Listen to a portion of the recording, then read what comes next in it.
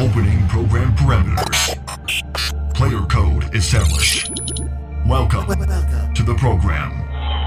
A production of themetalrobot.com. Nobody cares about the robot gimmick. Just start the fucking show already.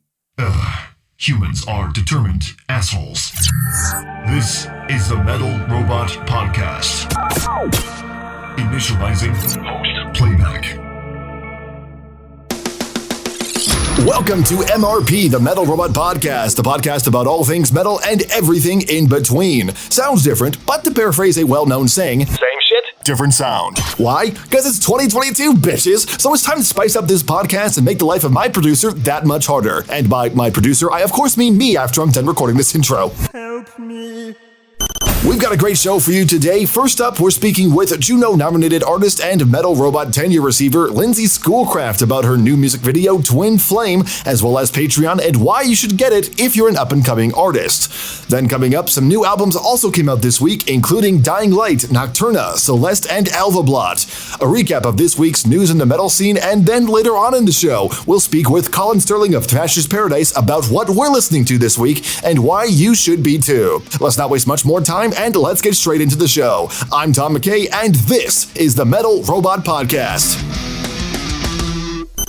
You're listening to MRP, the Metal Robot Podcast. Tom McKay on the Metal Robot Podcast. Welcome to the show. I hope you enjoy yourself, and be sure to leave your shoes at the door. They just track in mud, but then put your black boots on before diving into the mosh pit. Just remember though, no karate in the pit. Just don't. No one thinks you're cool if you do that. Let's start off the show right with Lindsay Schoolcraft. So Lindsay Schoolcraft is a name that needs no introduction if you are a fan of this show, both on YouTube and on the podcast. She's been on the show so many times by this point, she's essentially become an honorary co-host, so much like Collin Sterling. For real, if I put the faces and the names of both Lindsay and Collin on the YouTube banner, nobody would question the legitimacy of it. I mean, okay, maybe Lindsay and Collin would be the most surprised and confused, and an audible what the fuck would be heard across Chateau Lake, Ontario. Aside from that, though, nobody would question it. Not a single soul. I'm dumb. But anyways, if you don't know who Lindsay is, then she's a Juno-nominated singer-songwriter out of Oshawa, Ontario. I'm pretty sure it's Oshawa. There's a lot of O names in Ontario. But no, she's known for many things in the metal scene. You may know her as the former keyboardist of Cradle of Filth. You may know her as the co-founder and one of the many talented composers and songwriters for Antiqua, as well as being a feature on many different songs across metal, which has earned her the title of the Goth Mom of Metal, according to one YouTube comment on Naraka's Mother of Shadows official video. Frankly, I can't disagree with that at all. But of course, many know her as a solo electronic and metal artist, and nowadays she's still continuing that work with full steam ahead, including a recent release for a new video and song for Twin Flame, which was first released to her patrons over on her Patreon page as an exclusive release. And to talk more about it, the Goth Mom of Metal has joined me on the podcast. Lindsay, thank you so much for joining me today. How are you doing? Oh, I'm okay, thanks. That's a funny title here. It's usually Fairy Goth Mother, but... The Fairy Goth? Yeah. I'll take Goth Mom. Goth Mom is totally okay with me. As long as I don't got to change any diapers, we're good. Yeah. Hopefully that's not in the job description, but who knows at this point. So anything goes these days, true. So but before we get into the topic of what we're here to discuss here, Twin Flame, tell me more about how has things been since the last time we spoke? The last time we spoke was not even for the show. It was actually working on the Benighted one. So how have things been since? Well, actually, no, that's not true. It was for the channel, but there was also the time we worked on the song together. But aside from that, how have things been since then? Oh, they've just been mad. They've been wild. Just been doing so much music, mainly on my Patreon. So just doing exclusive tracks there, which is really exciting. When I was in Cradle of Filth, I put a lot of my own dreams and goals and music on hold to be a part of 2 albums and 3 world tours. And you don't really have any time to take care of yourself or what's important to you. So I feel like I'm playing a massive catch up, but that's okay. It's on Patreon, but also we've done a track together, which was really exciting. Last year I was on 52 songs. I still can't wrap my head around that. I just went 52? full out. Yeah, I went full out session musician. I played harp for Mirker. I did a song with Sarah Jezebel Deva.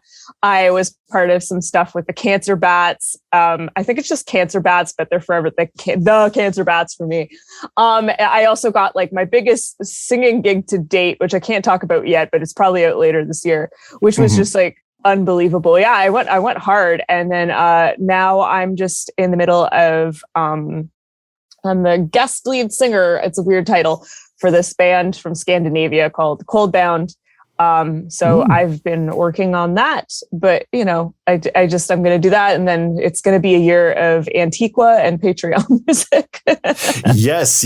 I did mention Antiqua, what you were the co-founder of. How is the album coming for that? Last time we spoke about Antiqua, the second single came out, Anatom Gyre. I forget. Yes, we did a music video. That was all Zen's like passion project.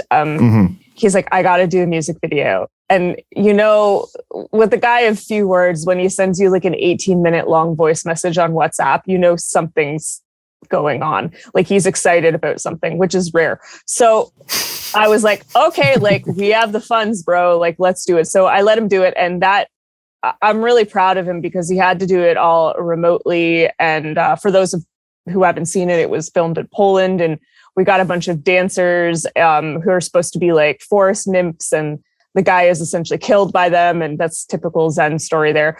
Anyways, woo, power woman. Anyways, so this is what we were just taking a step into Zen's dream world for that video. I'm pretty sure this is every single like dreamscape for Zen. God, I feel like I know him a little too well. Anyways, oh God, that's kind of disturbing. But so it went over really well. It was received really well. The track is a bit of a departure. It's still got the black metal Antiqua elements, the chamber music, but it had more of a folk vibe. It was a bonus track on the single we released in 2022. So it went on to be included. It's crazy. Anytime I believe anything Zen touches turns to gold. He has like that's his magical gift. And I guess he's a warlock now, but it was put in the museum in Poland for the historical site. And then it went on and got nominated for a Polish music video award. Oh. So it was just like wild to see that happen. And we're like, wow, we should really finish this goddamn album that we've spanned out for coming up 7 years, because we're horrible people. We clearly all have ADHD. Like, why isn't this happening? But we've got 60 minutes of music now. I need my coffee. I was about to say 60 music videos. Holy shit! Where'd the budget come from? That's what Zen wants. That's what he wants to bankrupt someone's bank account. But I've let him know is like, in charge of finances in this band, it's not happening. It's like you get one a year, maybe, if you're lucky, unless you find a sugar mama, then like just do music videos for everything. I don't give a shit. But so yeah, we have 60 minutes of music. I'm really proud of it. I'm kind of scared we're at the point where we've heard the songs for so long, we're getting bored, and now we're just like over fidgeting, and it's like, yeah, it's getting a little dangerous. So we're kind of like, okay, Zen, you should write some lyrics now, because if you don't, I'm scared what's going to happen to this album. Yeah, I can see. I can actually attest to that, because when I was writing Cult of Demon Sultan, the new EP, I don't want to promote my stuff here because it's not what we're doing here, but right. I know the feeling of like, just like you sit on it for so long, and all of a sudden, like, for me, it was like all of a sudden I look back in it and I'm like, oh my God, I want to change everything now. Everything just does not work anymore. And all of a sudden the EP is delayed by like another month. Yeah, it's rough. Like, I mean, I feel like I've done enough on my end. Like, I still have to overview the piano. And of course, there's a lot of work to do with the orchestration, like the chamber string section and choir and Gregorian chants and stuff. But it's kind of like, it's just in that place where we just need a little few extra things and then we can move forward. But it's a strange thing. Zen and I kind of go through the same things at the same time in life. Right. We've always been synced like that. And I'm like, well, I got to finish Coldbound. because like I can't. Coldbound is so like beautifully European and ethereal, and now like Arian Lucasen is on it, and like there's so many big names on that album. Some of them I can't mention yet, and it's just like it's like my all-star dream album. And then it's like I really got to focus on this before I can get into like Zen's world. You know what I mean? I want to have fun over here being like, it feels like I'm on the red carpet doing the Coldbound album. Like I need to like stop being on the red carpet and go join you, you know, in the dungeon. Like let me enjoy my me time in the spotlight, and then I will take the steps down into the dark, damp abyss. Yeah, and I know he's been working on things with like Omega Infinity and his new band. It's Spine with two eyes. I jokingly call it Speen just to be annoying, but it's Spine. So I know he's been busy, and you know, because of the pandemic, like, which is a great excuse if you're, again, like us with ADHD and just professional procrastinators, and be like, well, it's because of the pandemic, there's been delays, but for a fact, there has been delays, like getting things done here and there. So, you know, we're looking into probably starting that back up like next month and moving into March. It's just, I think it's good. Like we have a healthier mentality now, is like, just do one thing at a time, like do it very well and then move on to the next project. So yeah, closing up session work was a very hard thing to do when it's like, I love being on other people's music, helps me make a living, but I need to be doing my music, which like doesn't pay the bills, but that's okay. We'll figure it out. So closing off doing session work, like starting to say no, was very, very hard. You were actually one of the last ones I said yes to. And then I was talking with management. You're very special.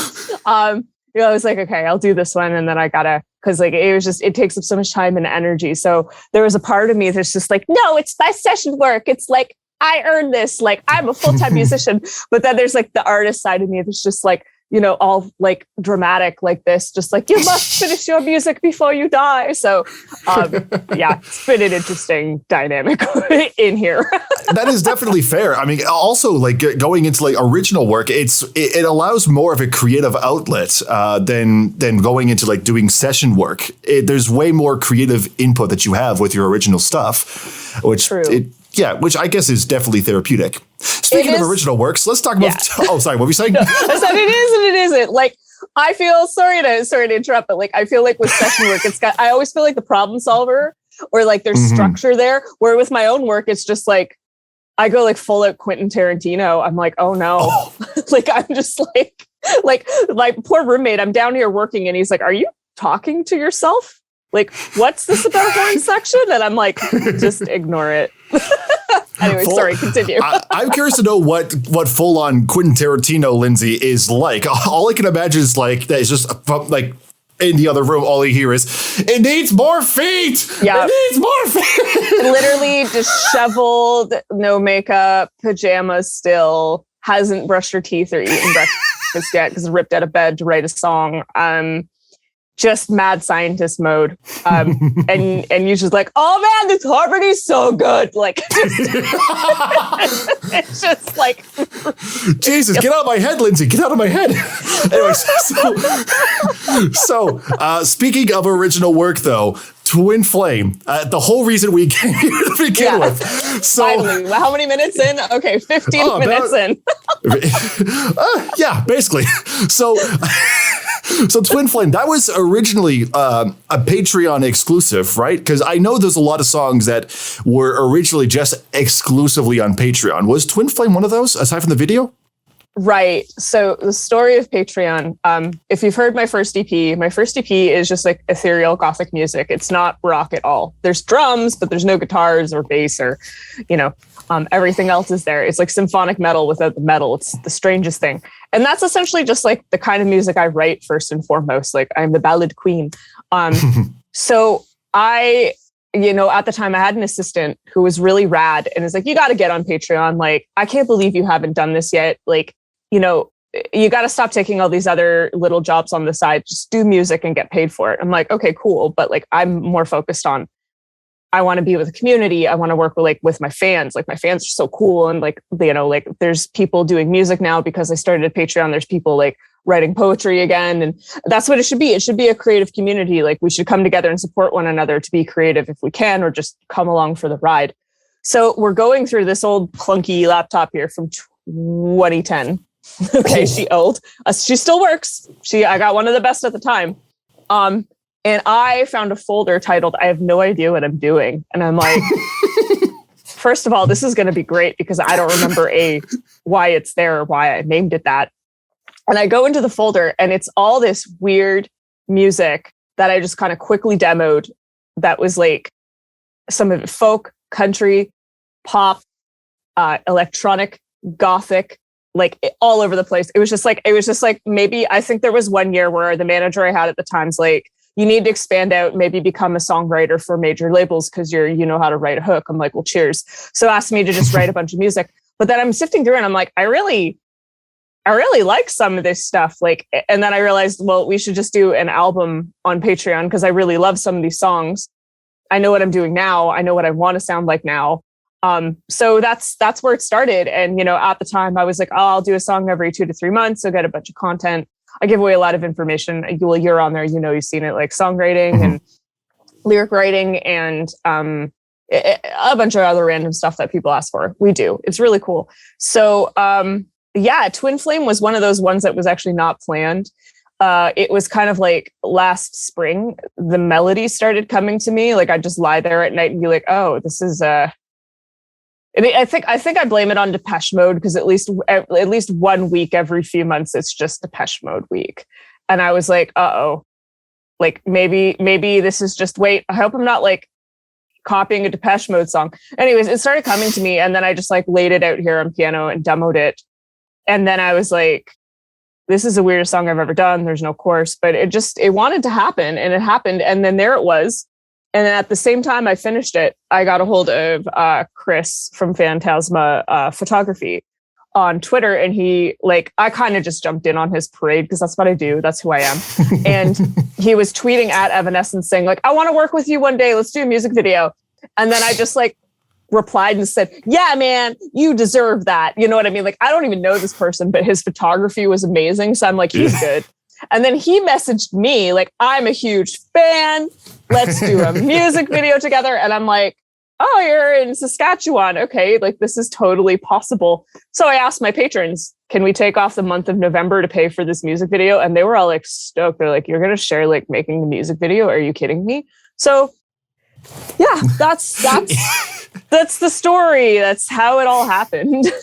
Story time with Lindsay concludes. Yeah. Okay. But really, always Saskatchewan. I remember you hearing that you traveled for that music video. You went all the way to the prairie lands. That's what we call it in Ontario. It's just flat. It's flat and yellow and snow. And there's the jackrabbits are terrifying at night. Like they look like little hopping demons with their eyes reflecting, but they're massive. The rabbits are like huge, like 3 times the size of my cat. And they're white and fluffy. Like out here in Ontario, we have boring little brown bunnies that are pretty much hawk food. You have it. Yeah. So that was it. No, but we went to Chris's place. He has a home studio and we had a wicked weekend just making that video. It was so rad. So the main takeaway is that jackrabbits are great inspiration for album covers. Yeah. Yeah. The way you described it too, I'm like, oh my God, inspiration time, boom. I feel like black metal bands have been missing out this whole time. Yeah. Like, where are those demon eyes? Where are those demon eyes? Yeah. Oh my God, black metal community, get your asses in gear. Holy shit. They're too busy perfecting their corpse paint. But anyway. They're too busy. Trying to pose in graveyards the entire time. That's all. Every single one of them. Do I do one leg up like this on this 90-degree angle? Hold on. Does this vest make me look fat?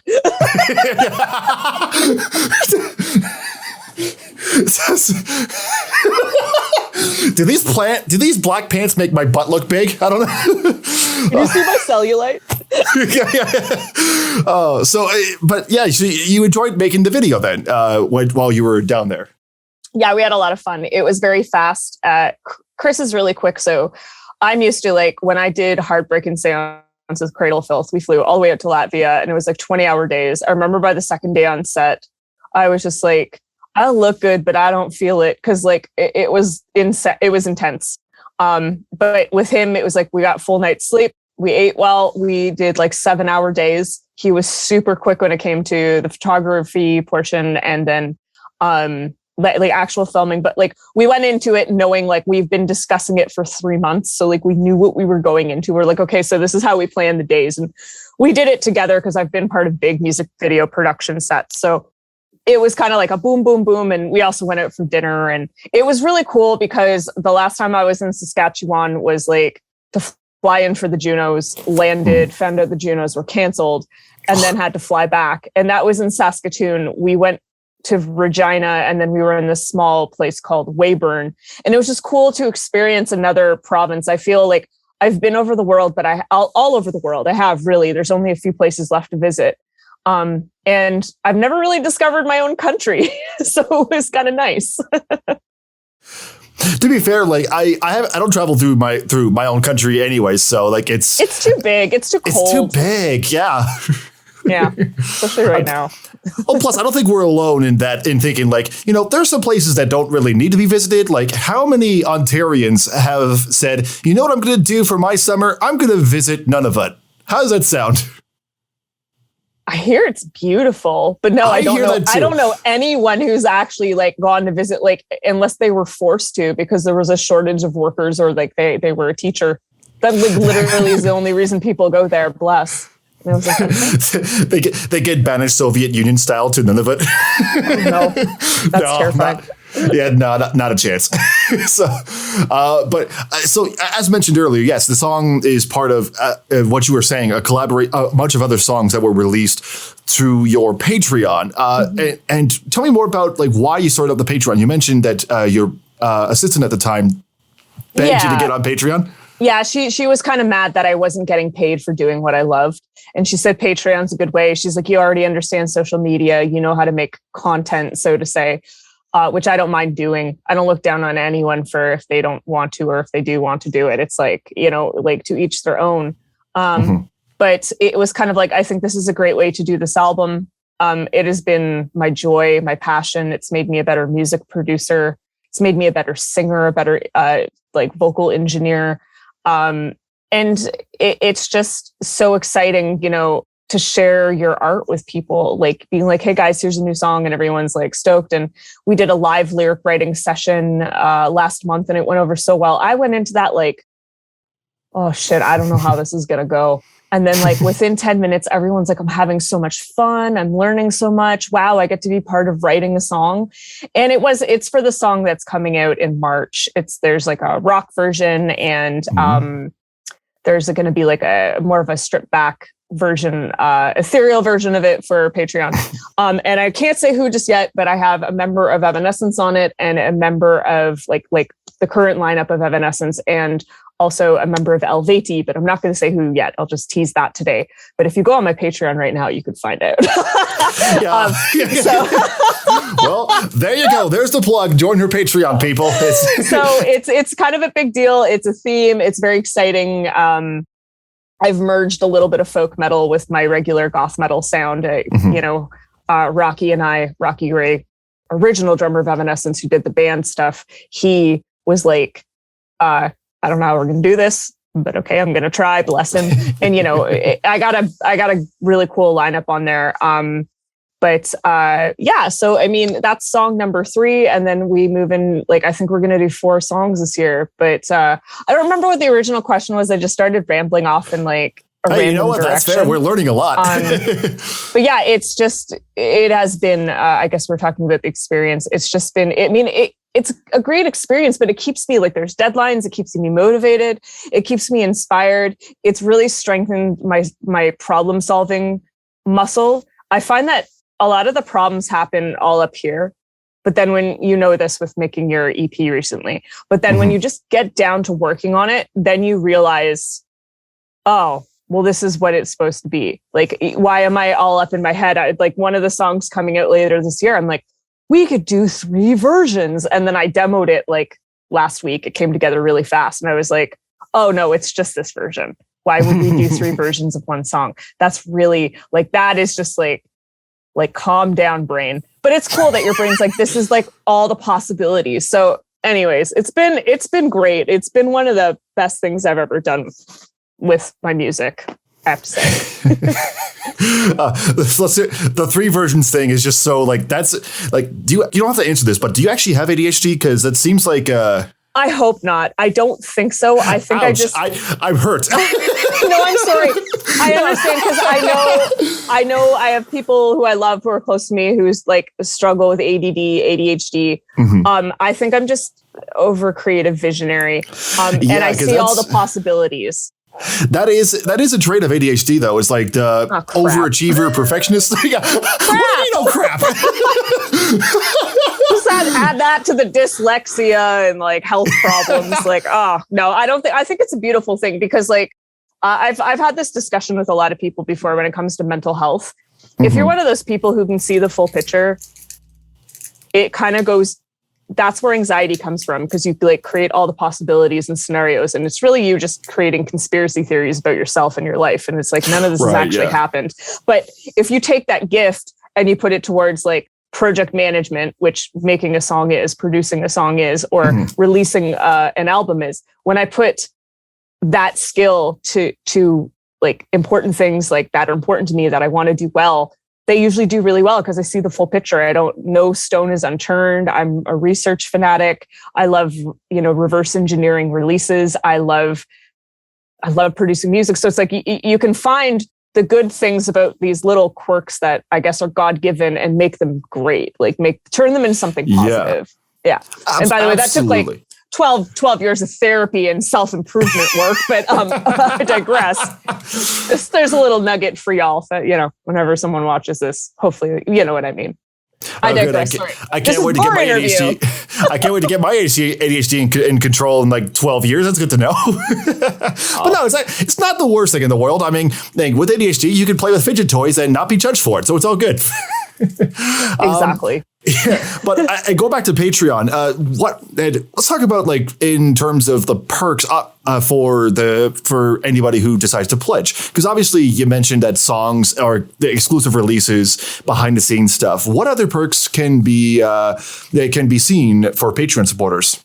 I've started doing like home recordings, which are just essentially covers. They're usually on harp or piano or both with my voice, just covering the classics. I like to take like super heavy songs and strip them down. I'm a very like MTV Unplugged fan.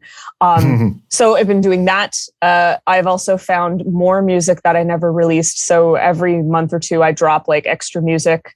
And then there's like a top tier, it's a Schoolcrafting tier, and they get my demos, which is like, oh man, if you ever want to feel like artistically super naked, like that was it. And I really had to take my time and think about that one, but I started offering it to them because they've been so supportive. And I mean, if I could hear the demos of my favorite artists, which now it's crazy, a lot of them are on Patreon and you can, it's like, it's really exciting and they like it. They're like, oh, it's so raw. And like, I'm like, yeah, it's really bad, but thanks. No, but like, there's that. We do lives, we do hangouts. Like the hangout we did this month, we all brought our favorite item in our music collection and talked about it. We had so much fun. We kind of do themes, but yeah, it's a really fun, like creative community. It's growing. We're like 80 people strong all the time. And I hope that we can double it this year. I would love to see more people on there and just have more people on board getting music. And, you get first access to everything going on in my world and with music. So like, why not? It's going to be a big year. Yeah. That is true. And yeah, absolutely. I think Patreon definitely has its benefits for supporters, but also for the artist. In your case, what benefits have you seen since setting up your Patreon? Aside from, of course, the monetary gain, but all these songs that I wouldn't have been able to, like, I would have found the time to do them, but I wouldn't have been able to afford to properly produce them. The fact that they're getting done is just unbelievable. I feel so grateful. Having a place where I can like drop all these like little home recording covers and all the extra weird music I've made that's like done and produced and can be released. Like having a place where it just also connecting with my fans, hearing their thoughts. I mean, I'm one of those people where I learn so much from people who think differently than me. And there's quite a few people on there. I mean, all wonderful people, very respectful and kind, but we think differently and they see things that I don't see. And I love having that feedback. And they're all friends and they all hang out and chat. Like we're all on a Discord together. Yeah. And I love hearing what people are doing and what's going on in their lives. But it's really strengthened my fan connection because my fans have always been like the number one most important thing to me. Like I've been offered deals or given some really bad advice. Like at the time, I didn't know if it was good or bad, but I look now, I'm like, that's terrible advice that like would have pulled me away from my fan base and my fan connection. And I'm glad I always listened to my gut when it came to these things. So Patreon just made that a lot stronger.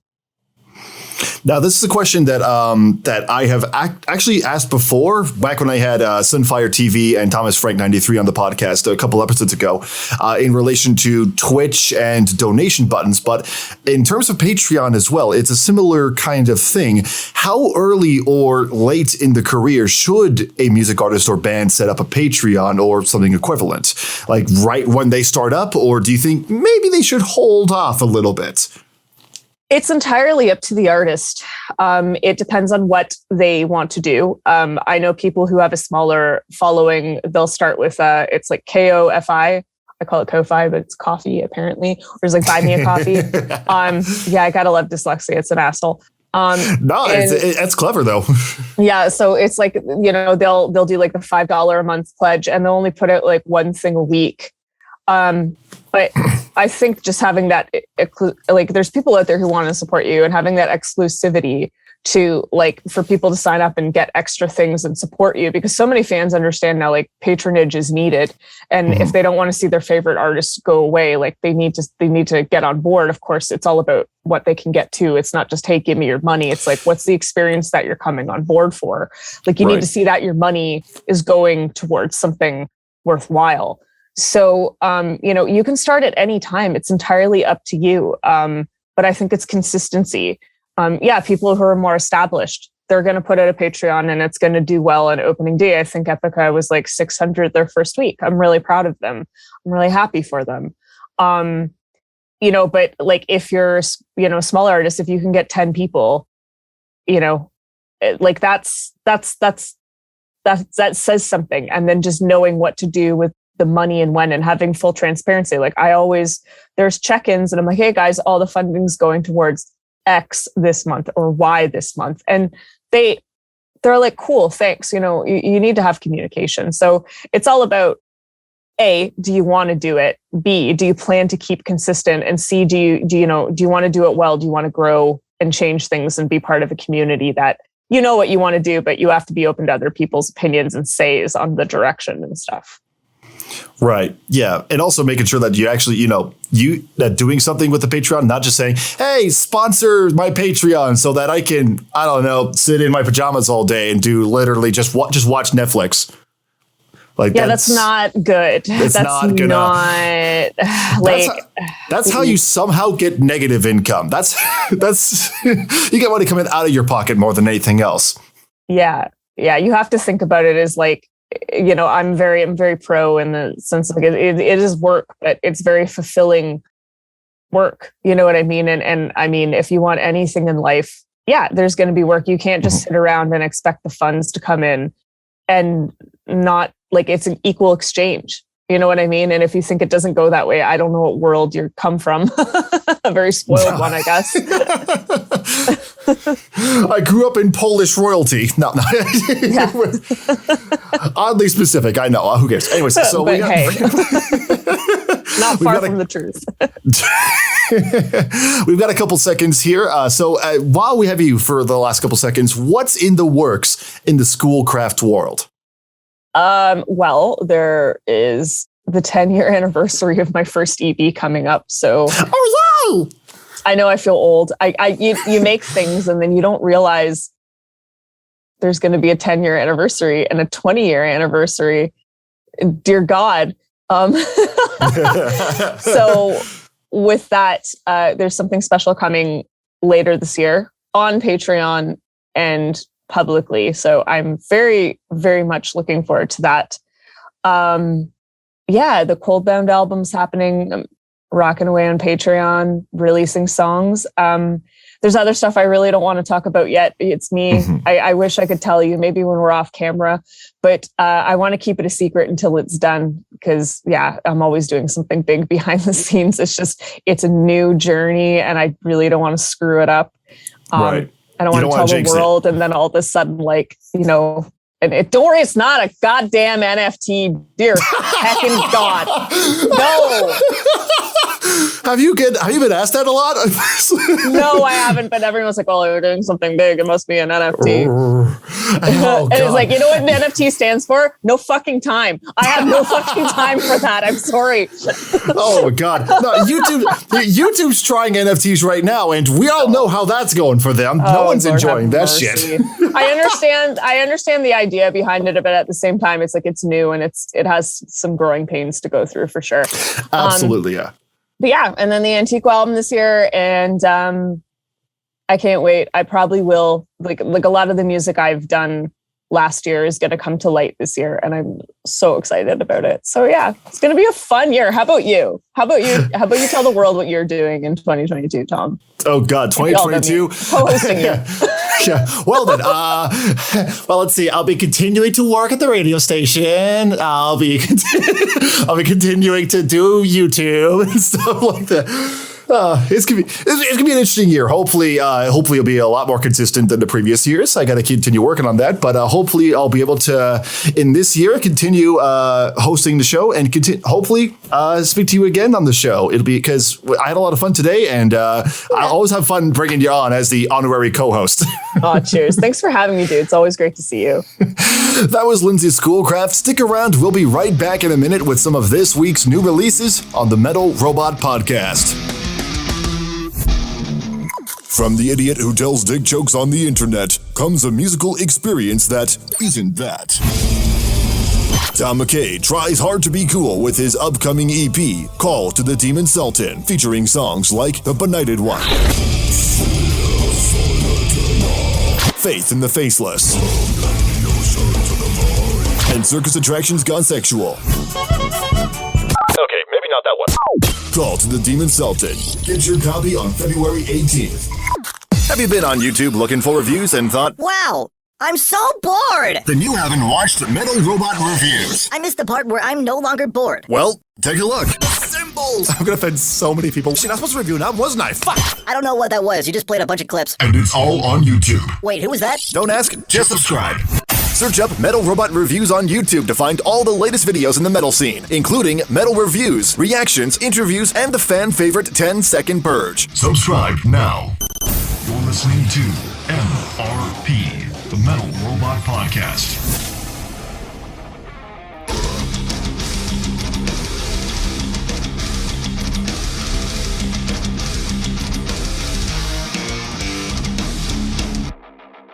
Tom McKay in the Metal Robot Command Center, which is actually just my bedroom that smells like the 3 B's. Beer, burgers, and B.O.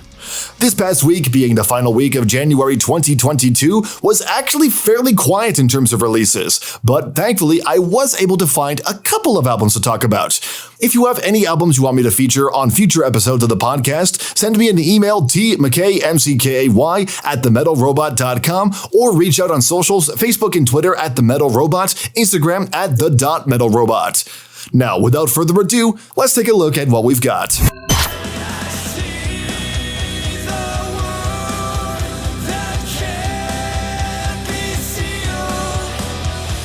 Dying Light is a metal band that formed in 2019 in New Jersey, or as it's more popularly known, New York's blow-up doll. This week, their new album, Far From Life, came out and features 11 songs that combine intense death metal chungus chugathons with vocals ripped from the 90s grunge scene. Intended, of course, to remind you of a time that LSD was still illegal, but readily available in the gum under your desk in the classroom. There's a little tidbit they never taught you in the DARE program. Anyways, the album doesn't take too long to get going. In fact, starting the intensity off early with The Cycle and never letting up for a second. By the time you get to Cry Out, you're realizing that what was just described is the entire album. It doesn't change, which is fine if that's what you're looking for in this kind of style. And despite my tone, I can't complain myself. For me, I do enjoy the kind of death metal inspired instrumentation mixed in with rock radio friendly vocals that'll give the afternoon jocks a throbbing chode. Separate, of course, from 3 Days Grace, Five Finger Death Punch, and having a listener tell them that their cum tastes like pineapples. But overall, while its affinity for 80s and 90s music doesn't go away by the closing track, the mix of death metal and grunge becomes a nice change of pace in soundscape, where the top metal bands are guys trying to get coupons to their Botox appointment. If you want that rough yet digestible sound on your playlist, then hopefully a cool 13.5 out of 15 will convince you to get this one.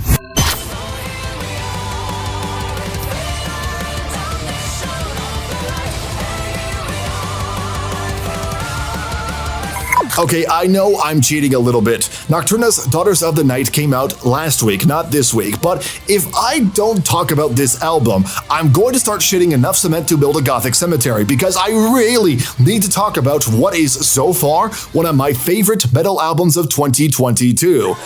Not even kidding, let me explain. You see, as you know, I'm a sucker for symphonic metal, but I've also had a good track record for finding good power metal type albums these past few months, like a well-oiled 80s porn star. But it's hard to find music out there that combines these two, aside from having shitty MIDI samples get tucked into the background, like the Kid in Choir, whose pitch was so far off-world it could crack windows on the International Space Station. Hey, what can I say? I was an overachiever then, I'm still the same fuck nugget now. And what makes this album work so well is the two vocalists and their contrasting styles. There's Ren Stillnight, who provides some beautifully composed operatic vocals.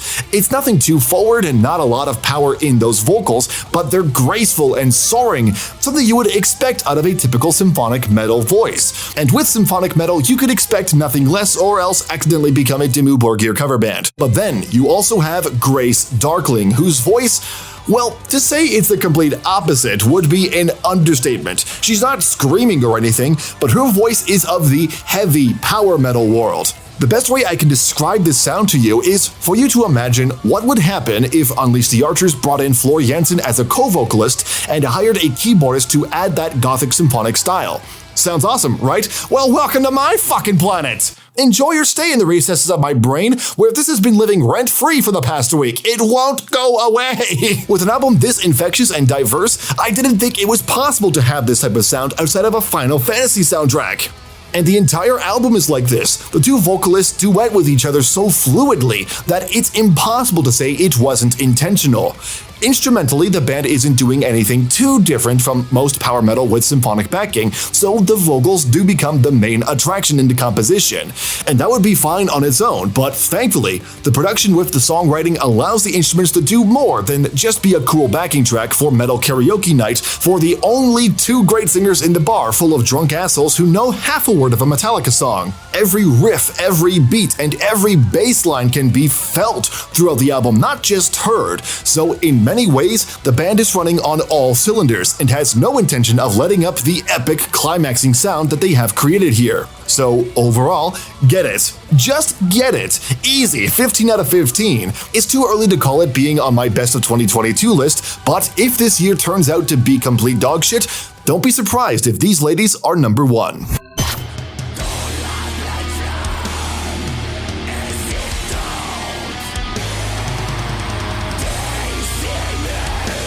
To be honest, I have no idea what to make of Assassins by Celeste.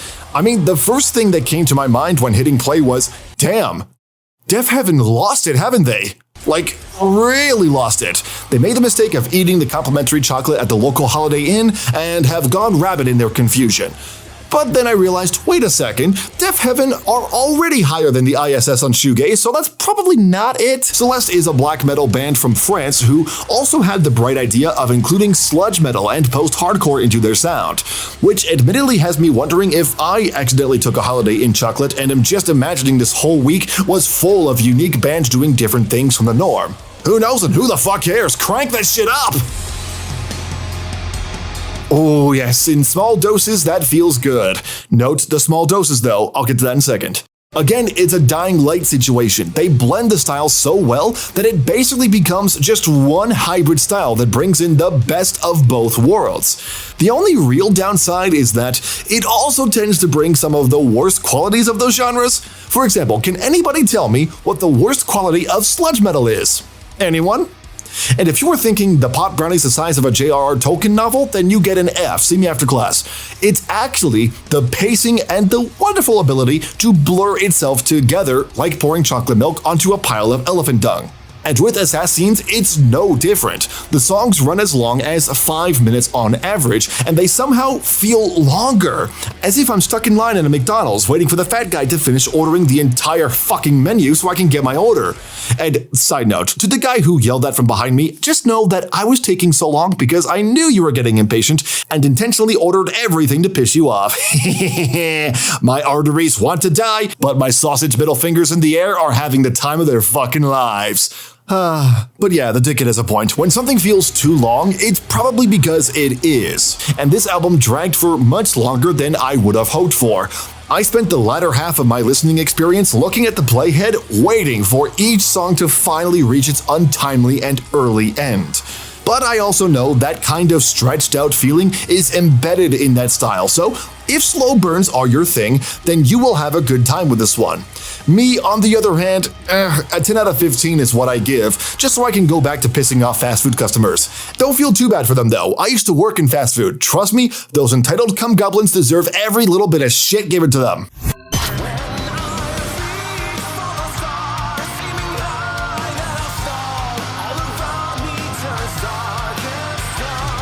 My review of Alva Blatt's new album Harmonic Dystopia goes like this.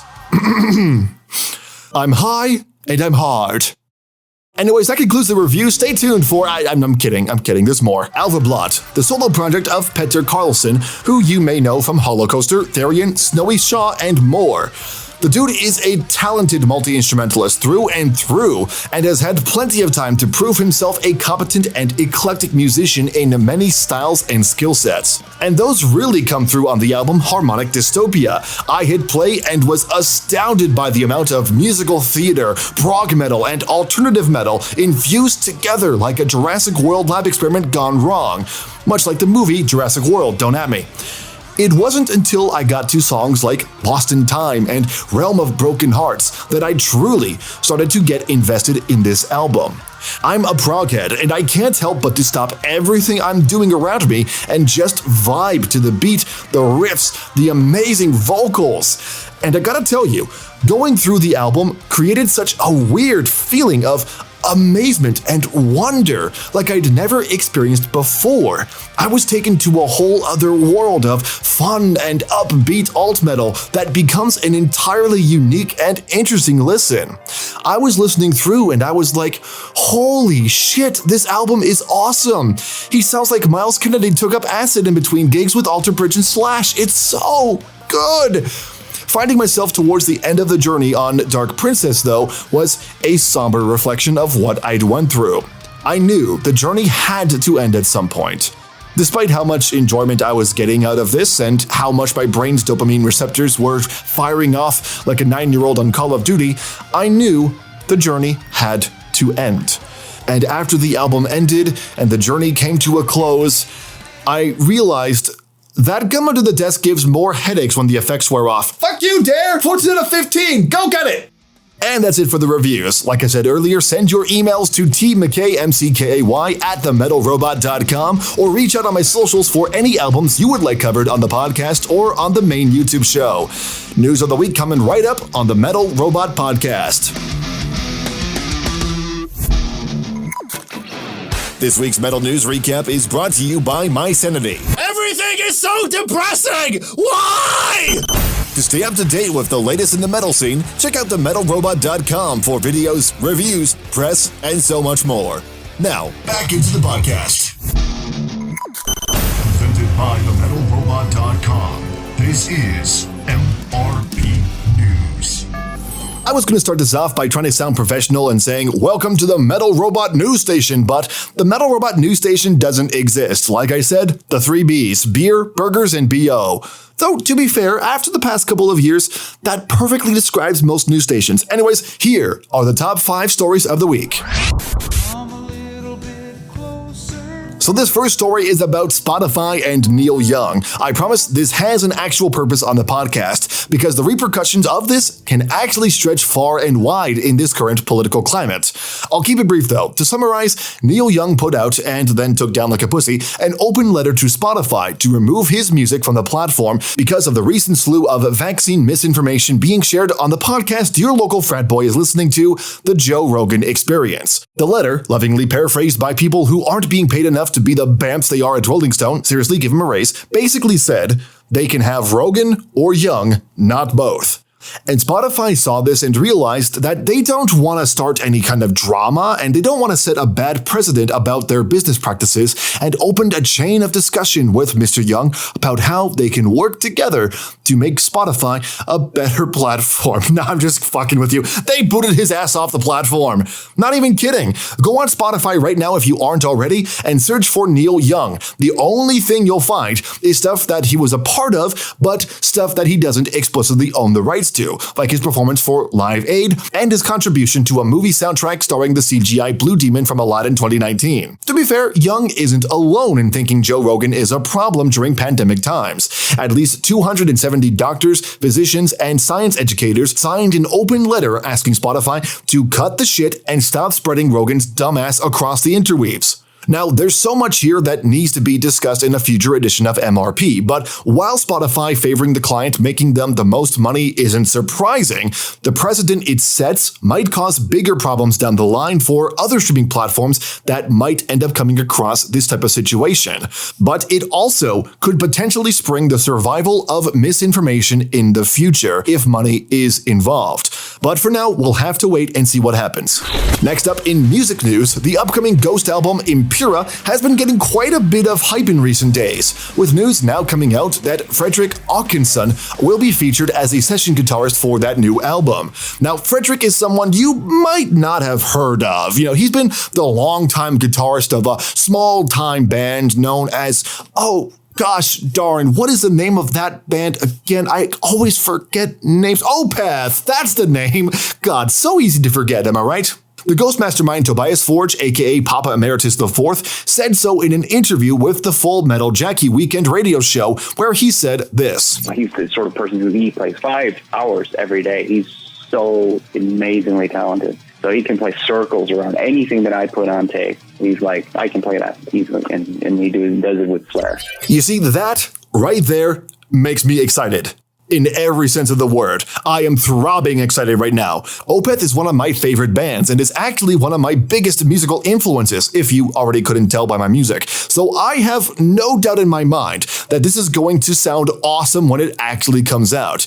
And given the words of Axel Rosenberg on the Metal Sucks article about this, I'm not the only one. Quote, lest you still doubt his bona fides, he's also been a live member of Arch Enemy and Tiamat. There's no reason to believe his work on Impera will be anything less than stellar. You complete me, Axel. You complete me. Impera by Ghost is due out March 11th of this year via Loma Vista Recordings, and the first single, Call Me Little Sunshine, can be heard on most streaming platforms.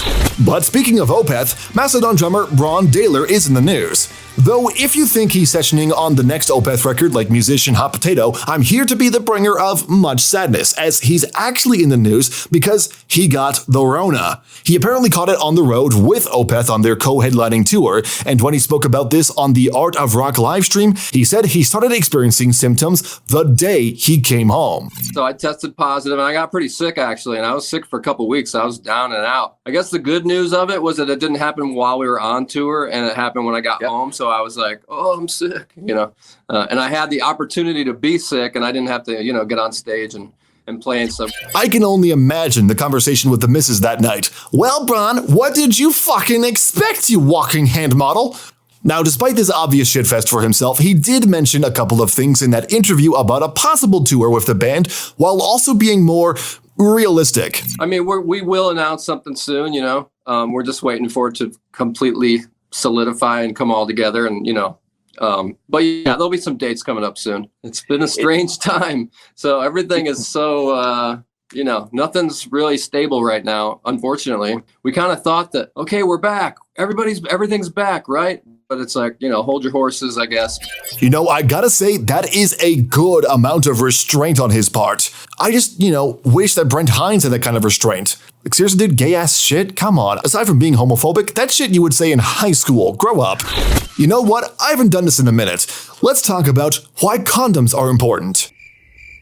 This relates. Chris Barnes is back in the news. Why? Well, what else? Because he said something dumb on Twitter and backed off like a pussy. Last week, Knotfest hosted a death metal roundtable livestream that featured Trevor Sternad of Black Dahlia Murder, Chase Mason of Gatecreeper, Alex Jones of Undeath, and of course, George, I Heart the Homo Alliance Fisher. I mean, most know him as Corpse Grinder, but it turns out that doesn't track in World of Warcraft. Anyways, the contents of that roundtable don't really matter here, as it doesn't really matter with Chris. I'm too much of an insecure cum-goblin for Cannibal Corpse Barnes, as he went to Twitter and wrote, quote, "It made me physically ill. I despise what this genre has become." Little did we know, he's mostly salty about not being cool enough to be invited. But when asked to elaborate by Hatebreed vocalist Jamie Josta by inviting him to come on his podcast, Barnes immediately backed down, saying, quote, "No thanks, brother. I have no need to jump on that bandwagon. You guys got that." Ugh. Here's the thing, Barnes. When you talk shit on a public forum, your next move isn't to back down when someone challenges you to talk about it further. Shit, I may not agree with you on that, but be a man and stand your ground, you inconsistent twat muffin. Oh, but of course, how can I forget? That would require him to get off his high horse for 2.76 seconds and be a human being. And that, kids, is why condoms are important. And for our final story, let's end on a different note. Meatloaf is dead. Yeah, I know, I didn't think that would work either. Since his sudden passing last Friday, many fans and musicians have posted their own tributes to the epic ballad deity, sharing his music, streaming and buying his music, and posting heartwarming tributes all over social media. One such tribute came from Scott Ian of Anthrax, whose statement rings much more poignant when you remember that the singer was basically family to the Anthrax shredder as he put a ring on Meatloaf's daughter, Pearl. On his Instagram, he wrote, quote, "What I know is that Meat's legacy will live on through his family, Pearl, Amanda, and Revel.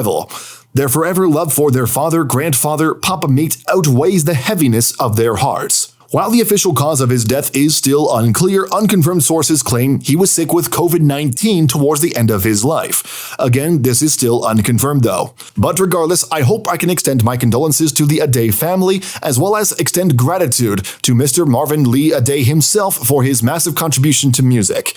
Not just in metal, but with the entire musical landscape. It wouldn't be the same without your touch, and it sure as shit isn't going to be the same as you pass on. This has been our news recap. Time to take another break, and then we'll be right back with Collin Sterling of Thrasher's Paradise. For more news, press, and anything else, check out themetalrobot.com. This is the Metal Robot Podcast.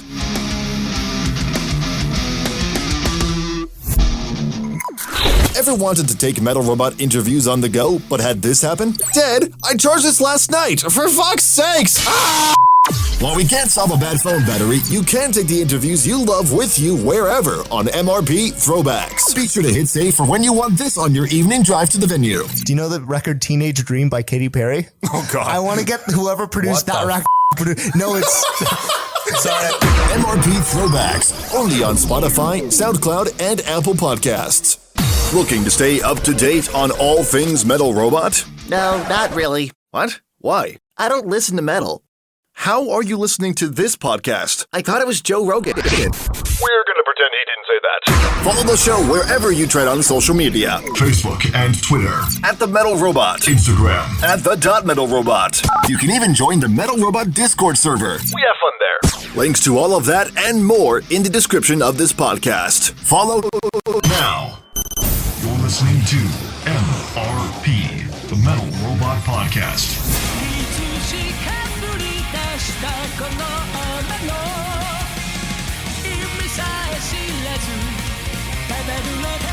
Welcome back into the show, Tom McKay on the Metal Robot Podcast. So I mentioned earlier in the podcast, before speaking with Lindsay Schoolcraft, that both Lindsay and Collin Sterling have been on the show so much that they've basically become honorary co-hosts at this point. Which, in case you didn't catch that, I didn't say that accidentally. That was intentional. Let's bring back a segment called Music Corner with Collin Sterling of Thrasher's Paradise. Collin joins me over Zoom to talk about what we're listening to and much more. Collin, thanks for coming back on the show, man. How we doing?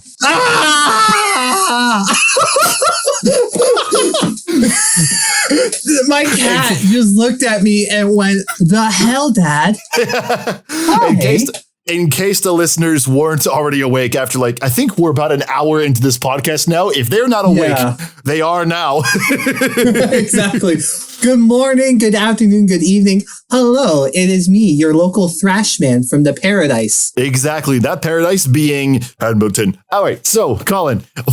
Yes, my good friend. How are you? I'm doing fantastic. It's good to finally talk to you again. It's been way too fucking long. What was the last time we saw each other, man? November or December, because we recorded 2 videos that neither of us have uploaded yet. I haven't even started editing that video. I'll be completely honest. I don't feel bad then, because I haven't either. Dude, yeah, it's been pretty hectic on my end, but yeah, we recorded a couple videos that day. It was not too long after the Luthero concert that we attended. That was a good show, man. Holy shit. That was great. Remember when concerts were allowed? Yeah, that was. This was oh my god, yeah. That was not too long ago either. This was a socially kind of a pandemic safe kind of concert. It was when everything was looking up and promising. Yeah. Then December came. And everything went wrong. But yeah, and that concert was fun because we still had to wear masks, of course, but holy shit, to actually go to a live concert again and be with the people who enjoy it and feel the music coming at you rather than just going into your ears. Holy shit. I felt so pretty that night. I felt so sexy. Yeah. Oh my God. Yes. But yeah, I still remember that show because it wasn't just Luthero either. That show was opened by Shot Down Twice. That was the first time seeing them actually do their hard rock stuff. Yes. Because the last time I saw them before that it was an acoustic show. It was your acoustic show, actually. Yes. Thank God they were willing to do the acoustic show. Let's be realistic. That was a miracle.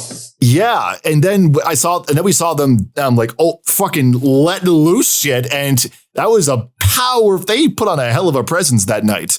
There was also Duskwalker that was there as well. APOC, my opinion stole the show.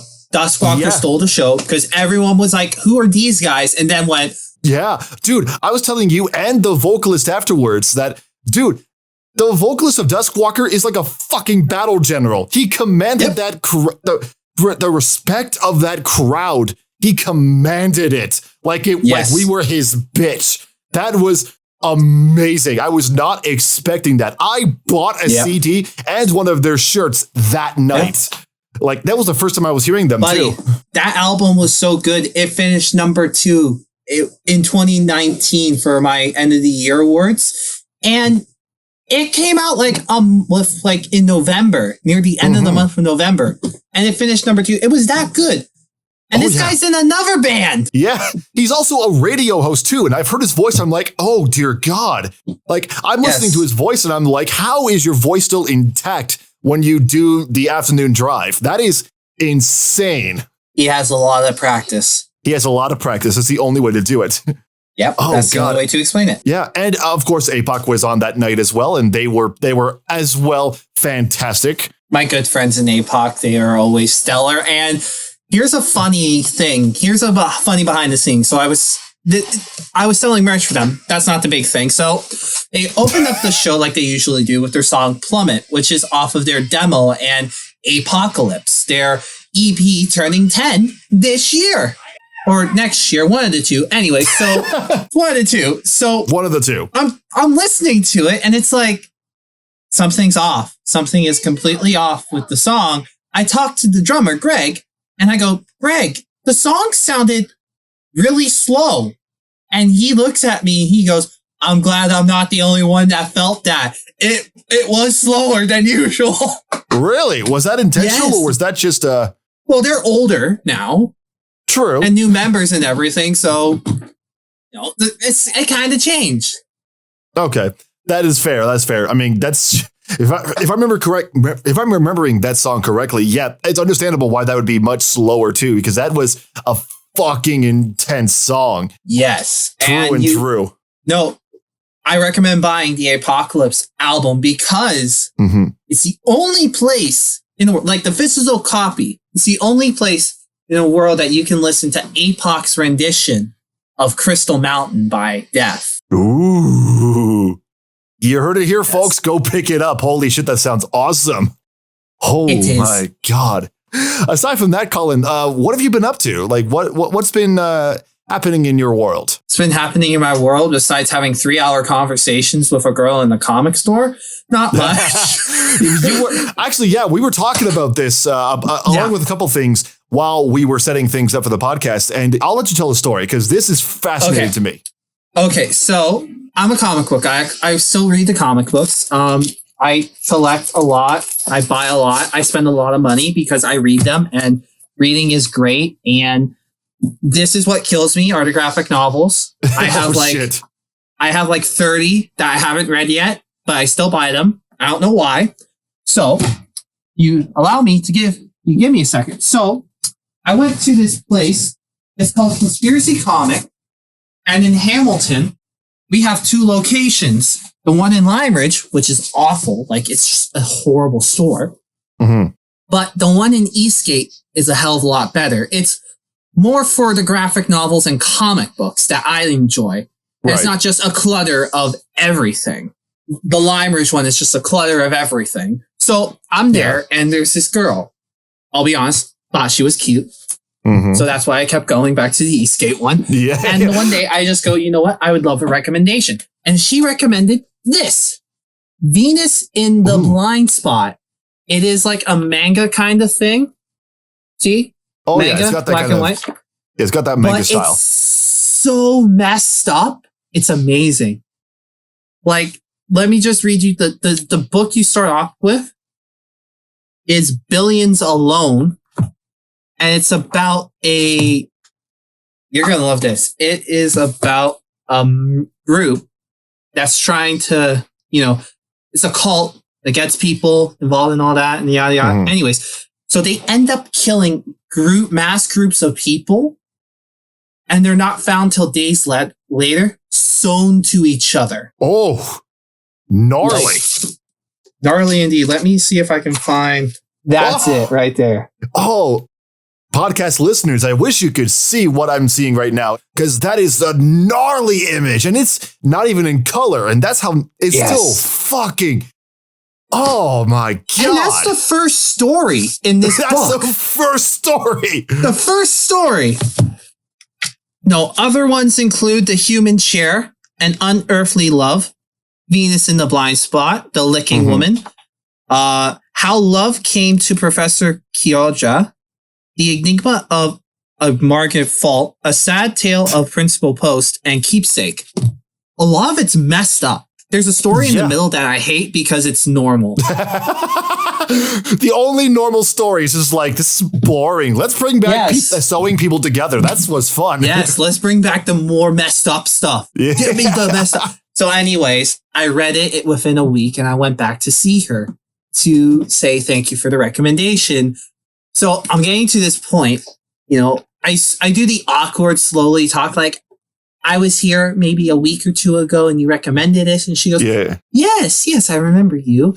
And then I look down and I see her shirt, and I have this shirt with me. Yeah, it's not her shirt. It's not her shirt. Okay. Let me just explain that. And let's also be clear, he was looking, in fact, at the shirt and not anything else in particular. Yes, that is honestly the truth. So I'm looking at her shirt and I can't stop staring at it. And she goes, is everything okay? And I can't find the shirt right now, which is upsetting me. Yeah, I'm just going to give up. Or am I? Well, what was the shirt? What was the band on the shirt? Okay, the band is Unbowed. They're an independent band from Guelph, Ontario. So, not a whole lot of people have heard of them. But I've interviewed them once, and they were the first interview that was over 1,000 views for me. Right. And she's wearing their shirt. And she was wearing their shirt. And I I have the same shirt. And she goes, no, you don't. Yes, I do. And she goes, no way. That is crazy. Yeah, I can't find it at the moment. But anyways, I tell her this, and that ended up sparking a 3-hour conversation. Shit, man. Right? I'm jealous that you're getting some human interaction. I've been holed up in what I call the dungeon for God knows how long. And the only interaction I've had thus far is through like a couple of my Facebook groups, but also with my coworkers. And you go into a comic book store, run into what you described as a cute girl wearing. Well, she was the employee there. She was the employee, a cute girl who was the employee at the comic book store, wearing an Unbound shirt, and you talked for 3 hours. Yep, about everything, and it was amazing. Oh my God! And I made a new friend. You made a new friend, and and tell me, Collin, what was what did you learn pretty quickly about this woman that you realized? I think you mentioned it was like she's taken. Yeah, dude, that sucks. But it's like, who cares? I could use a new friend. True, actually, yeah, that's a good point. Yeah, because I'm thinking, I'm listening to you tell me the story off the air here, and I'm like, did you at least get her number? And I was like, you know what? And I was like, you know what? Like at this point, I don't care about the number. It's just like I'm enjoying this conversation with another human being who has a similar view of the world as I do. So. I'll take it. And, she didn't kick me out. Like, she wasn't annoyed with me at all. So we just kept talking. And she's like, I'm sorry if I went on too long. It's like, I'm sorry. Like, you have nothing to be apologize for. I'm sorry if I was distracting you from work. She goes, no, it's okay. And it's like, she invited me to come back again. So it's like, okay. That's cool. Yeah. Yes. Holy shit, man. We should really talk about the real reason why I'm here, and that's to talk about music. Yes, Music Corner with Collin Sterling. So, Collin, what have you been listening to as of late?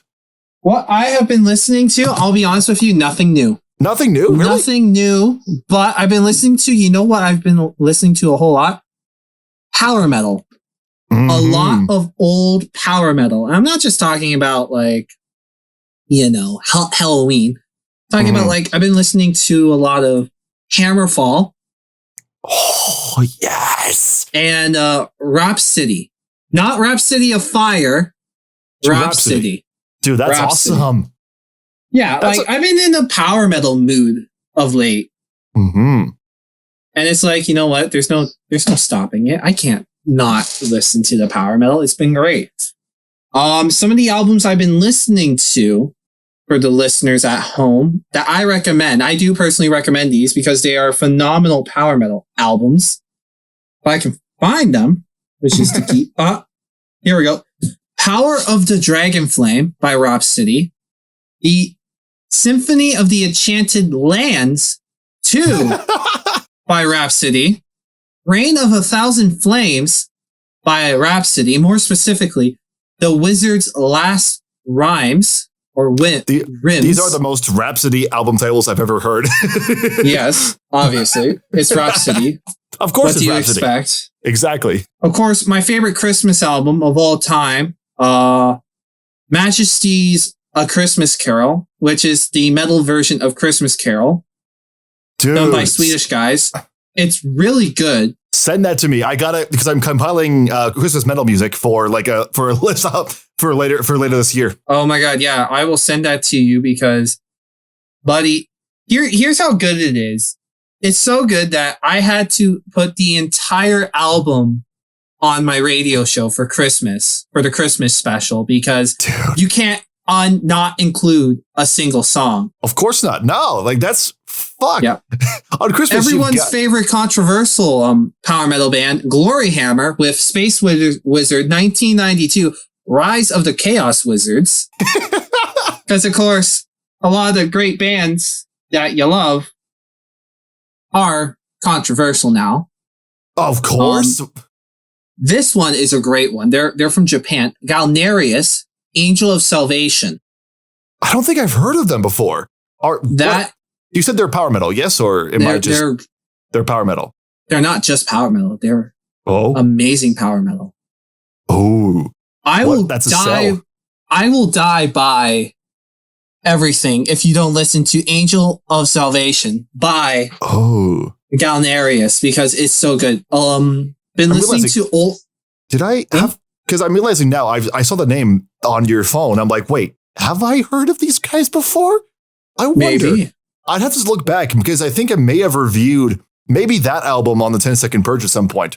I have to look back and double check because I don't remember. Galner, this album is from 2012, so then I probably didn't. But maybe you did a different one. Maybe. By Galnerius. Did they put out anything in 2021? They did a song, I think. Okay. This one's personally one of my favorite power metal albums of all time. Freedom Call, Eternity. It is truly one of the best power metal albums you'll get. They are a German band. They know what they're doing. It's truly great. Yes, all their albums sound realistically the same, but who cares at this point? It's good power metal. When it's good power metal, you got to give the listeners what they're asking for, right? Yeah. Hammerfall, I've been listening to just a bunch of it, like a bunch of Hammerfall. Albums in particular that I've been listening to, if my phone will work with me, I believe Legacy of Kings. Pretty sure Threshold and Glory to the Brave.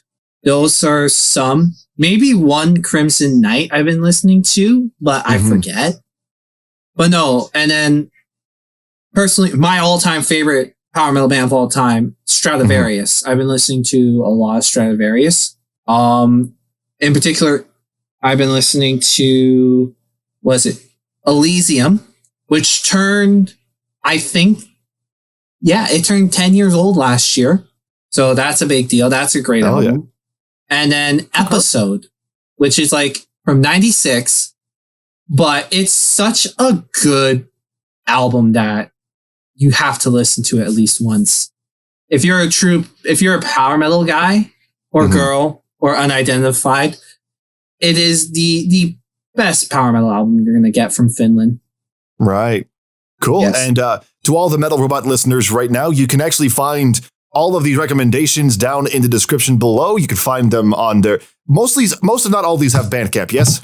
If not, you'll find them probably on Spotify. No, on Spotify and YouTube. They're popular enough that you can find them on the big source. Do you need me to send you a list? No.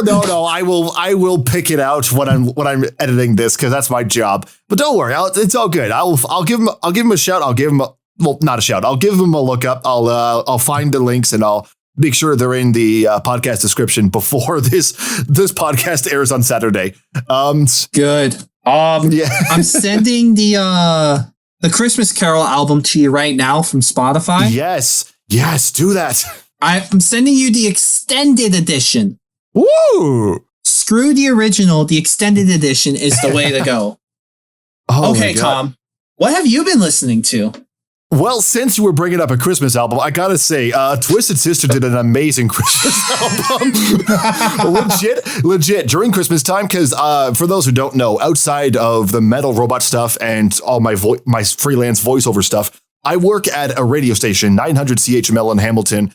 And during the Christmas season, we had a live show, a live event coming out of Lime Ridge. I forget the name of the show already, but one of the hosts, Rick Zamperin, was there. And one of my coworkers, Will, when he came in that afternoon, he said, "Yo, when you get a second on your way in, look up Deck the Halls." No, is it Deck the Halls? No, Come All Ye Faithful. Yes. By Twisted Sister. And I was like, hold on, they did that? Is that actually in the system? And he was like, yeah. So I looked it up and I played it on the way in. And all I hear is like through the intercom, Rick just coming back like, Will told you to play that, didn't he? Yep. Yes, he did. And I heard that. I was like, this is actually really good. And that's where I got the idea to do a Christmas video. Aside from that, it's mostly been listening to stuff on my own. Like I've been listening to the 2021 album from Luthero, because that I on my phone, I made sure to download the album to make sure that it's actually like on, that I can listen to it without connection to the internet or data. Yeah. Because I love that album is so good. It's really good. Holy shit. And here's the thing with Luthero, I even told them this, like, with the album, the EP before that, Wings of Agony, I even told them, like, I just thought that you guys were okay, but you were more of like an Agonist cover band than anything else. I legit told Krista and Victor that when I interviewed them for the show. And of course, same reaction that you had there. But no, with Hiraith, this was a fantastic album. I was like, holy shit. Did I miss something here? What happened between Wings of Agony and Hiraith? It was so good. A lot of drinking. A lot of drinking happened. A lot of drinking. See, lesson learned, kids. You want to make good music, drink a shit ton. Become the alcoholic stepfather. Yes. Yes, be like famous Montreal band Alcoholator and make an album. Exactly. That's I hope there are no kids listening to this. Wish that was a joke, but it's not, because there's an actual band from Quebec called Alcoholator. I'll be sure to look them up afterwards. I'll play a clip on the podcast here just so you can hear what they're like.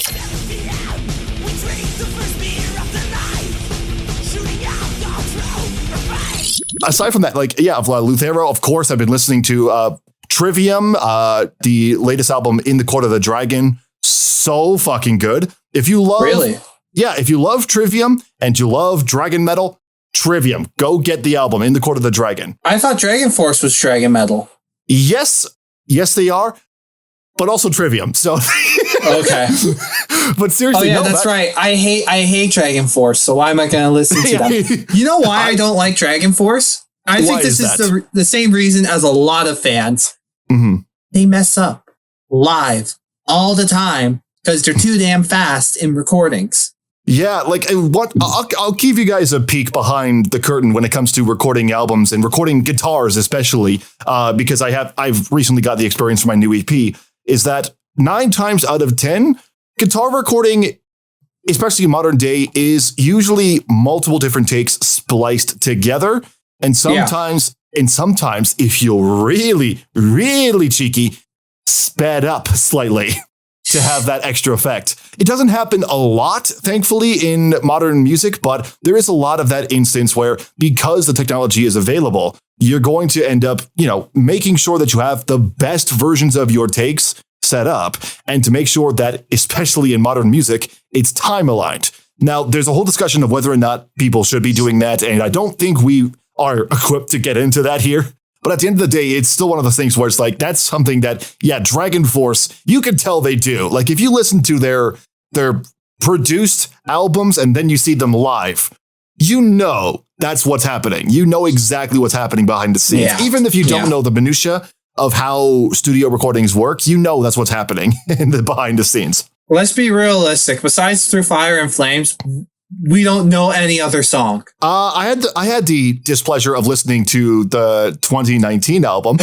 Yes, heavy. Oh, was it extreme power metal, right? Yeah, I remember what my review of it in the 10-second purge was, just laughing. That's all my review was. I never listened to it, but I know one thing and one thing only. They have the greatest cover of all time. That is a great cover, but at the same time, you hit play. It's the only good thing off of that album. Yes, I can concur. For those wondering, they covered My Heart Will Go On. Oh, the Titanic song. I forgot about that. Oh my God.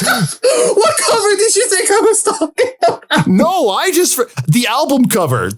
Oh! I was like, that's actually not, I can't disagree with on that one. That's it's a very eclectic album cover. No, it's such a crappy album cover. The only good thing was covering Celine Dion. It literally, you know what that album cover really is basically like, it's what pop punk album covers do, where they just take like the pictures and they like do a little snip around them, like little scissor tracing, and then they just glue it on their fucking like emo journal just to make only this is in bright neon. That album cover was designed by a 12-year-old Herman Lee. Yeah, trying to become famous. Like, this would be a sick album cover. And then the day came and it's like, yo, you ever play Gears of War and like futuristic dragon games? No. We're making that the album cover. It was designed by the same guy who made Muse's last album cover. What? Oh, it was the 80s Muse version, like the 80s version of Muse. Did you hear that one at all? The Cure? Muse. Yeah, the trio from England. Yeah. Yeah. I love Muse. We both just looked dead-eye at each other like, are we talking about the same thing here? Same Muse? Wait, which album cover are we talking about? Oh, God, I forgot the album name, but this was actually pretty recently. I don't know if it's the last album they did, but it was during their 80s synthwave phase. I'd have to... okay. I know which one you're talking about. Yeah. I know which one you're talking about. So, long story short, the person who designed the Dragon Force album cover is the same guy. I'm searching. Yeah, I don't know if that's actually true, but I'm willing to believe it's true, just because. Oh, Simulation Theory. Yes, that's the one. Oh my God. Am I right or am I right? Yeah. It makes so much sense now. Oh my, they have a new song. Oh, do they? I'll have to check it out afterwards. What's it called? Won't Stand Down. Won't Stand Down. Okay, Won't Stand Down by Muse. I'll have to look that up afterwards. See, because I will have to look that up too. Yeah, they're not a metal band, but holy shit, Muse is a great fucking... If you're into anything kind of eclectic or just hard rocking, oh my God, Muse, get into them if you haven't already. This is my personal opinion, but if there was a band to convert to metal out of all rock bands, Muse would be the most successful one. Oh, hands down. Yes, I agree 110% about that. Solution on its own could be an amazing symphonic metal album. Absolutely. Think about it. Yes. Think about it. It could. I'll be honest. After Butterflies and Hurricanes, I forget the rest of the album, but the first 10 songs are amazing. Okay, that's enough, Pat. Don't play with my charger. Yes. But speaking of symphonic, because you were speaking of symphonic, there is a band, there's a pussycat in the camera in case you can't tell. Yeah. My kitty cat, Chico. Hi, baby. Chico's adorable. Oh my God, I miss my cats because I as some of you may know, I've moved out of home, but my cats, Cody and Nacho, they're still back at my parents' house and they're still so adorable. Those are such random cat names. We've had Cody. Nacho I get, but Cody? Cody, we got, oh my God, years. Cody is our oldest cat. I forget how old he is, but we got him when I was much, much younger. And I think most of us were still like fans of the Sweet Life series, like Sweet Life of Zach and Cody. Okay. Yeah. That makes sense. That makes sense now. So we were like very young back then. I don't remember because Cody's an old cat, but Nacho was named by my little brother.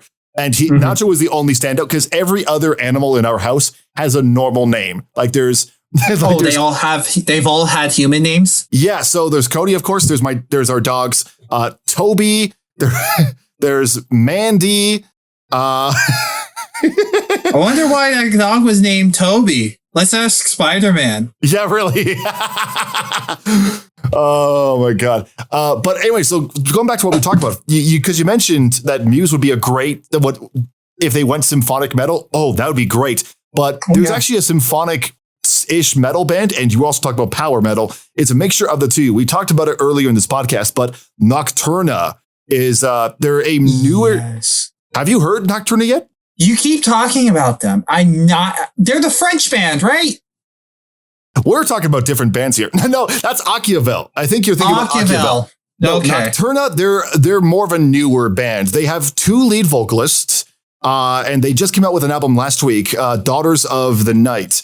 And it's a really good one. Like you were talking about, you're on a power metal binge. Look them up. They have the best qualities of power metal, but they also have the best qualities of symphonic metal. It's a perfect marriage between the two.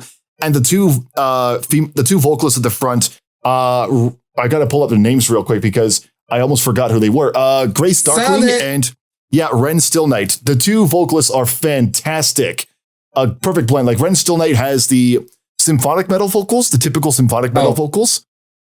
And Grace... I just found the song. Found the album now. Added it. Where are they from? Nocturna. They're it's hard to tell exactly where they're from. All I know is that I'd have to look it up afterwards, but what? I just typed in Daughters to find the album. Here's a band I never thought I'd discover. You ready? What is it? Shark-infested daughters. What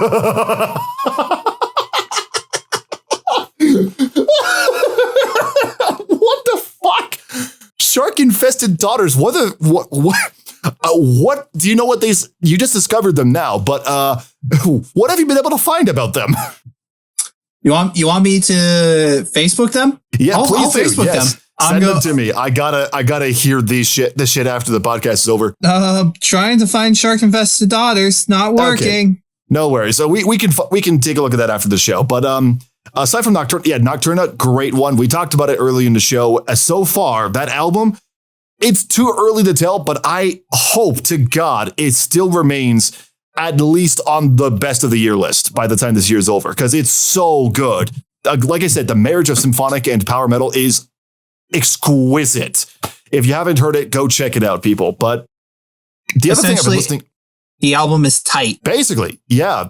Like it's hard to describe really without listening to it, but you got to check it out if you haven't done so already. Aside from that, I checked out the first single from Ibaraki. I don't know how to pronounce that, but it's Matt Heafy's solo black metal thing.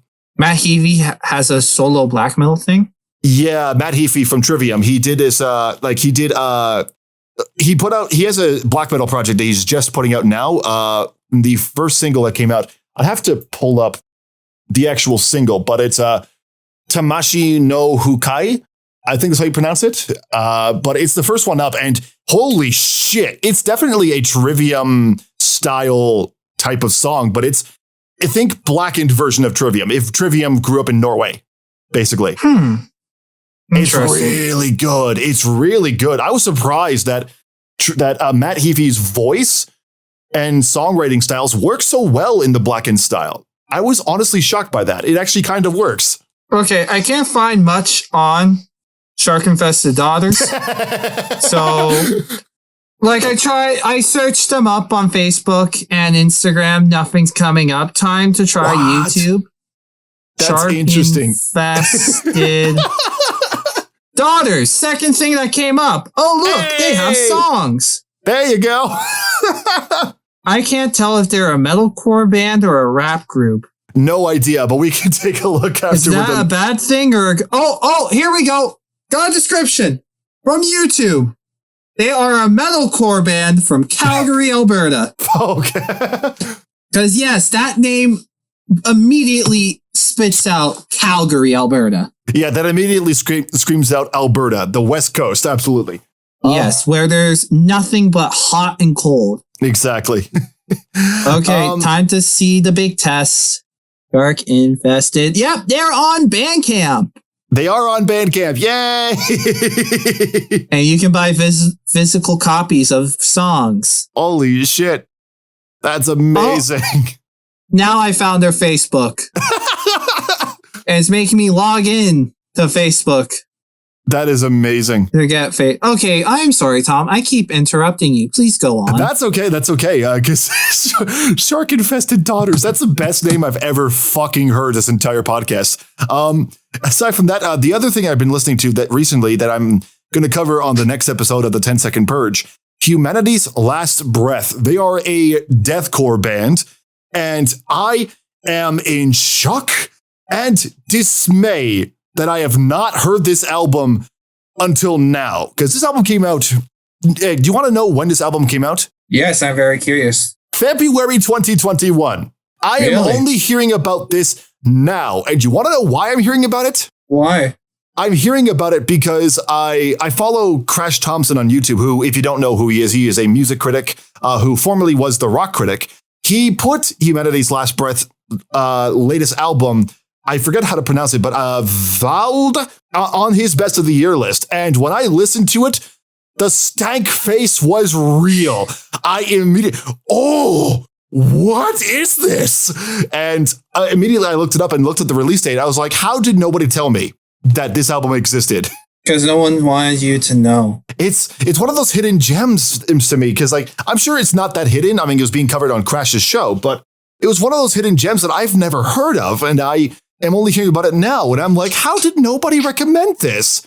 Like, I even made a joke that I have the script almost written for the episode, And the joke I already have written is, how did nobody tell me? I understand that not everyone will tell me anything, but still, I'm hurt. What the hell? You're hurt. Who hurt you? I will hurt them. Best friend goals. Best friend. Ow!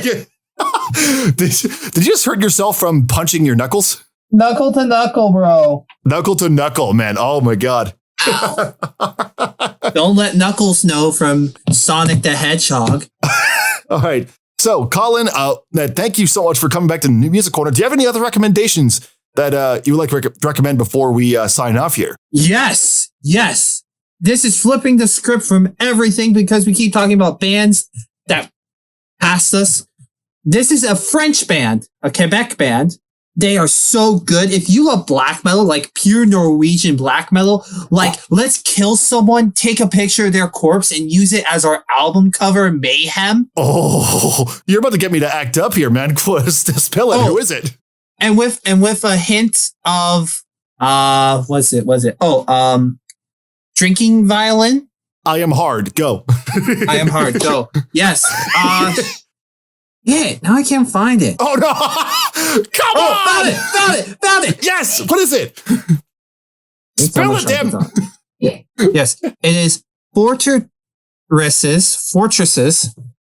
Metal Noir Québécois. That is a blurry French name. Okay, I will try to look at. Yeah, let me see. Okay. I love how the album cover looks like it belongs to like one of those like modern day violinists. Yes. Who is like, I'm putting out a violin solo album.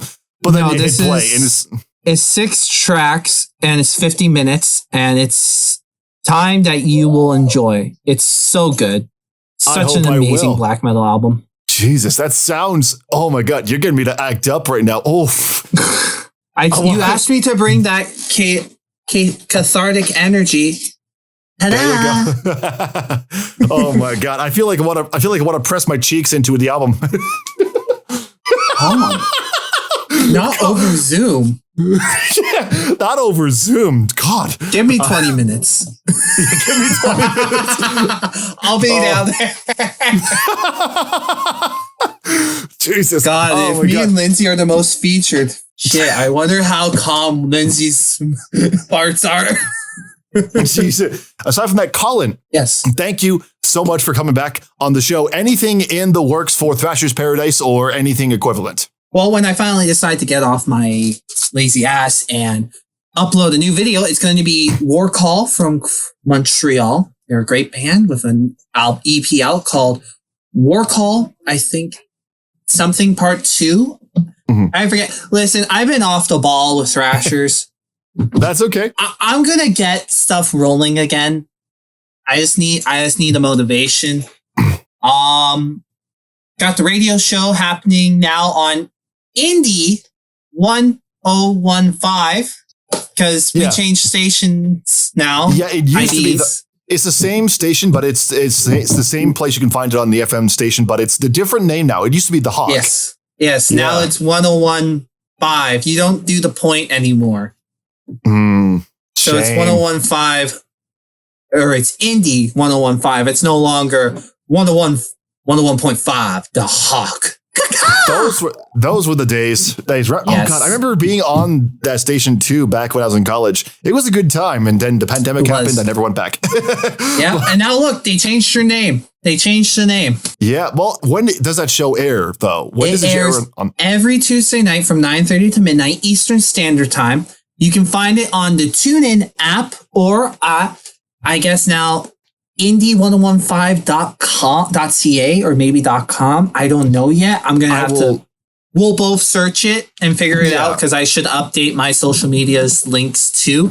Or maybe I should I should make one of those like all link pages where you just put all the links like in. A link tree. Yeah. A link tree. That would be great. Until then, keep on thrashing, everyone. Hope you have a great time. Stay safe. And, look forward to Tom guest starring on the radio show in the near future. I can't wait. Neither can I, because we're going to have one hectic radio show. Fuck yeah. Yeah. Okay, Tom, I got to go. The cat's pissed. See you later, buddy. All right. Peace, man. That was Collin Sterling of Thrasher's Paradise on the Metal Robot Podcast. You just listened to MRP, the Metal Robot Podcast. Thanks for listening to the Metal Robot Podcast. You can follow the show on the internet, YouTube, Metal Robot Reviews, Facebook and Twitter at The Metal Robot, Instagram at @TheMetalRobot. You can also check out everything Metal Robot on themetalrobot.com for videos, reviews, press, and so much more. I'm Tom McKay. If you enjoyed this episode and you want more, be sure to subscribe wherever you get your favorite podcasts, and I'll see you in the mosh pit next time. Have a good night.